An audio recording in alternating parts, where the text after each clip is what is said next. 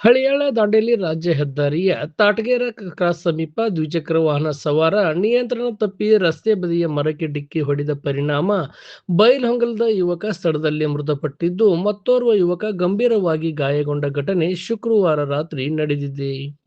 ಮೃತನನ್ನು ಬೈಲಹೊಂಗಲ ನಗರದ ಮಹದೇವಸ್ವಾಮಿ ಮಠದ ಸಮೀಪದ ನಿವಾಸಿ ಪ್ರಸಾದ್ ರಾಘವೇಂದ್ರ ಹುಲ್ಕುಂದ್ ಎಂದು ಗುರುತಿಸಲಾಗಿದೆ. ಅಪಘಾತದಲ್ಲಿ ನಗರದ ಕಲ್ಮಠಗಲ್ಲಿಯ ನಿವಾಸಿ ಹುಸೇನ್ ಸಾಬ್ ಉಡಿಕೇರಿ ಗಂಭೀರವಾಗಿ ಗಾಯಗೊಂಡಿದ್ದು ಚಿಕಿತ್ಸೆ ಪಡೆಯುತ್ತಿದ್ದಾರೆ.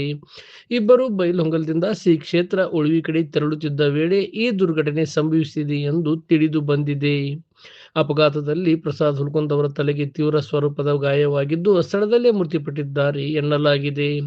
ಅಪಘಾತದ ಬಳಿಕ ಸಾರ್ವಜನಿಕರು ಗಾಯಾಳುಗಳನ್ನು ತಕ್ಷಣ ದಾಂಡೇಲಿಯ ಸಾರ್ವಜನಿಕ ಆಸ್ಪತ್ರೆಗೆ ಸಾಗಿಸಿದ್ದು, ಅಲ್ಲಿ ವೈದ್ಯರು ಪ್ರಸಾದ್ ಹುಲ್ಕುಂದ್ ಮೃತಪಟ್ಟಿರುವುದನ್ನು ದೃಢಪಡಿಸಿದ್ದಾರೆ. ಘಟನಾ ಸ್ಥಳಕ್ಕೆ ದಾಂಡೇಲಿ ಗ್ರಾಮೀಣ ಪೊಲೀಸ್ ಠಾಣೆಯ ಅಧಿಕಾರಿಗಳು ಭೇಟಿ ನೀಡಿ ಪರಿಶೀಲನೆ ನಡೆಸಿದ್ದು, ಪ್ರಕರಣ ದಾಖಲಿಸಿಕೊಂಡು ಮುಂದಿನ ತನಿಖೆ ಕೈಗೊಂಡಿದ್ದಾರೆ.